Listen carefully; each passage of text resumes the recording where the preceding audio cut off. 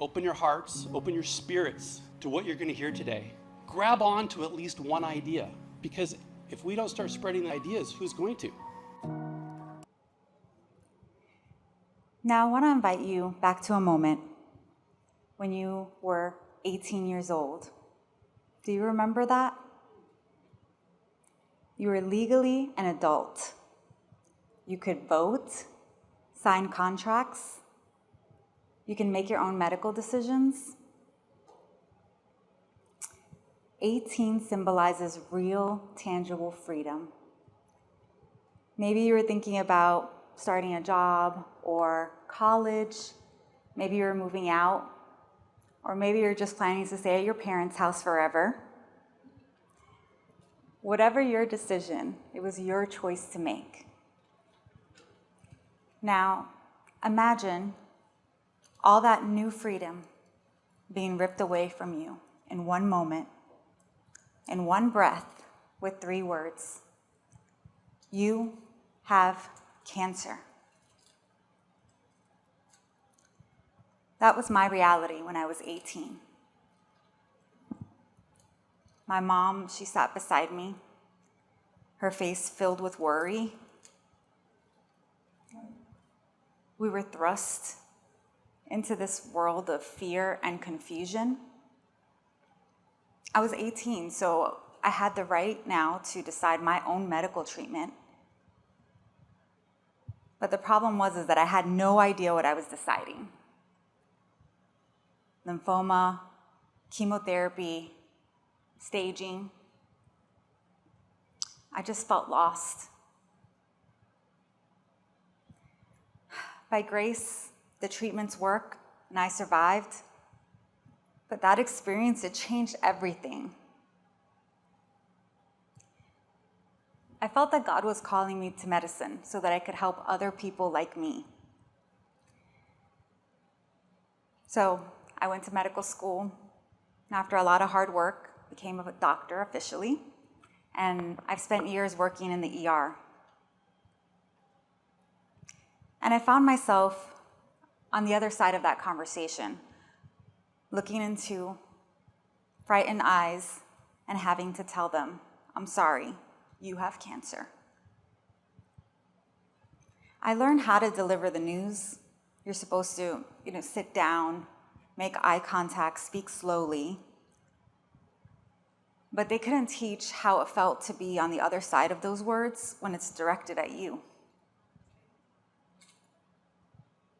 And then 20 years later, I found myself sitting in another hospital room, and this time I wasn't the doctor and I wasn't the patient. I was a wife holding her husband's hand as he heard the news. Patient, physician, caregiver. 3 times cancer invaded my life, and each time I learned something unique about freedom. See, freedom and health isn't about just avoiding illness or surviving. Freedom is about rediscovering your voice, understanding what's happening, honoring your body and your decisions, and protecting your spirit. Because we've all faced moments in life where the stakes feel impossibly high and our voices feel incredibly small. So that's what I want to talk to you about today, how we can find that freedom, that voice. So let's go over some of the things that prevent us from finding that voice in the first place. So most of you probably have never had cancer, and I sincerely pray that it never touches your life. However, I bet that at least one of you in this room has experienced one of the following. You sat in a doctor's office and you listened to what they were explaining and you nodded. You know that nod. It's the one where you're like trying to hide, I have no idea what they're talking about. You don't want to seem ignorant. You didn't want to take up too much time. So you nodded and you smiled and you left. But you were still confused. You're not alone in that. I mean, I've done that myself. I literally did that last week when my kid was trying to explain Minecraft to me. I don't get it.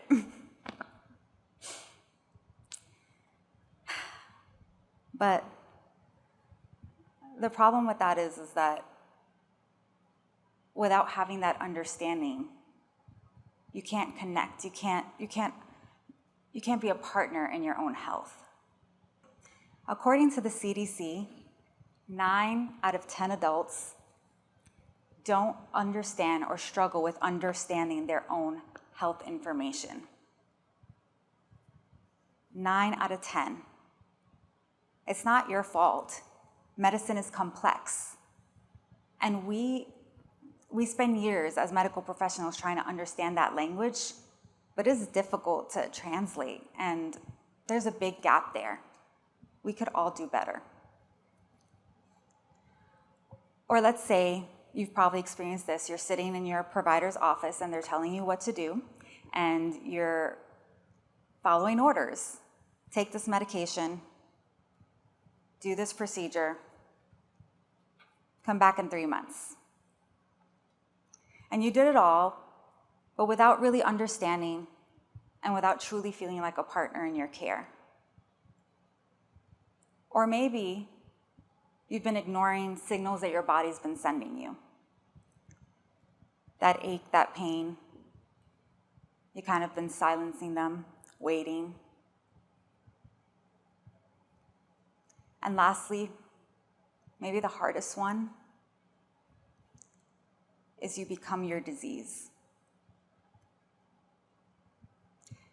You're not seen anymore as a whole person with agency, dreams, and hopes. Instead, you become the diabetic, the cancer patient. And after some time, without even realizing it, you feel like you start to disappear. You get smaller and smaller until all that's left is the illness. Your mind, it doesn't understand. Your body, it isn't honored. And your spirit is just lost in the medical maze. So, how do we reclaim this voice? Allow me to share with you what I've learned over a decade of practicing medicine, going through my own illness, and also through losing my husband.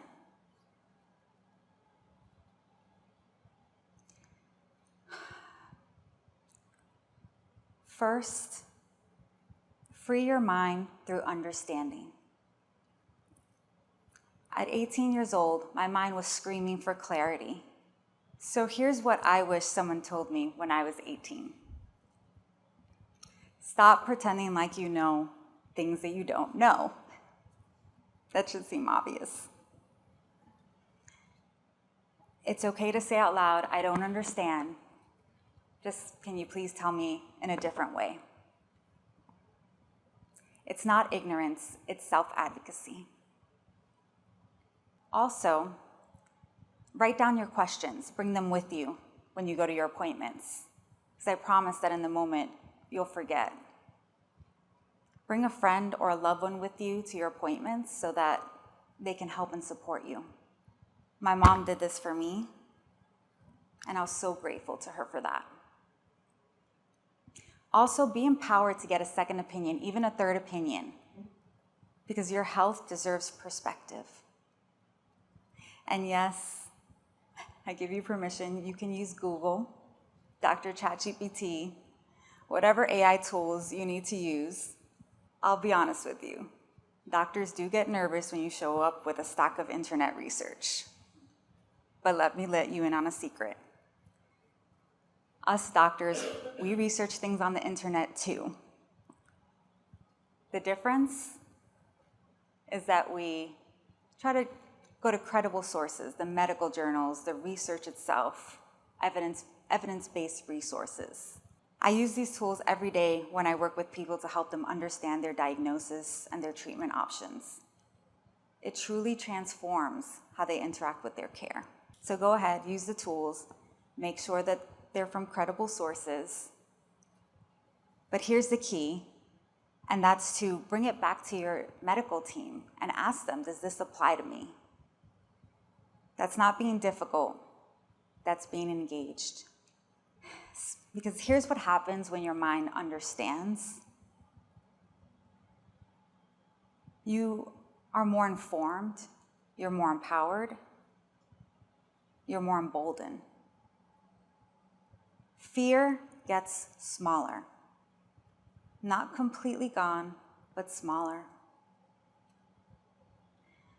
And when you have that clarity, it gives you the opportunity to weigh your options and to choose.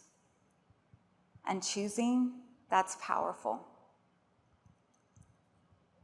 Second, honor your body by listening to it and caring for it. You know that pain or ache that you've been ignoring? That lump that you found that you've been dismissing? That's your body trying to send signals. So pay attention and talk to your doctor about it. I see this frequently in the emergency room. People know that something's wrong, but they wait months to be seen.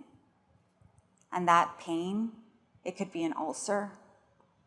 That lump, in my case, that was stage 4 cancer. So pay attention to your body. Also, actively care for your body. It's not just about avoiding illness, but you want to be proactive in protecting your health. Nutrition that fuels you, movement that strengthens you, sleep and rest that restores you.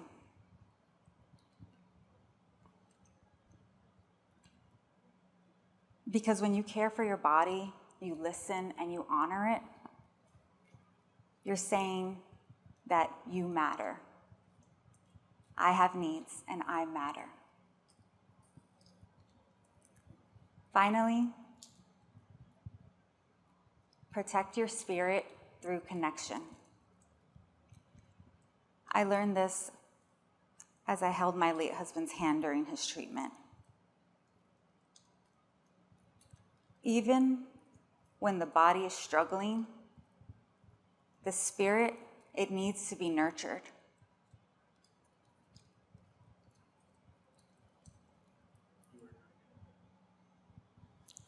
You are not your diagnosis. You are not the cancer patient. You are not the condition to be managed. You're the whole person. And you're just dealing with something hard right now.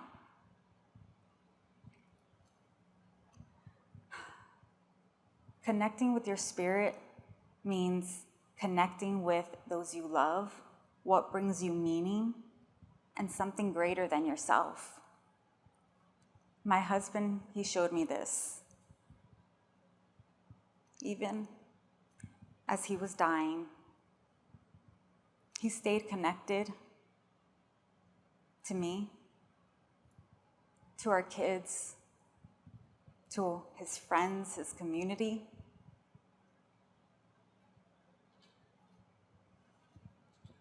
He made clear, he got real clear about what mattered most to him. For my husband, it was connection with his family. For me, it's always been my faith in God, the belief that there's something more and that I'm being held. And that there's purpose in the pain.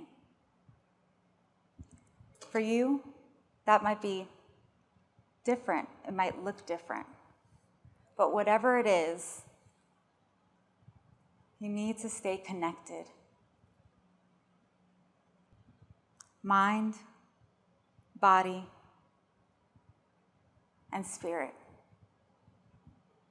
Honor, understand, and connect. When those three things align, that's when you reclaim your freedom. So now, I challenge you.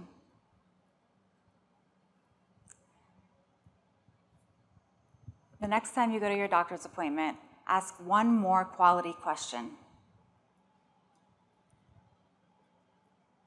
This week, make one choice that honors your body.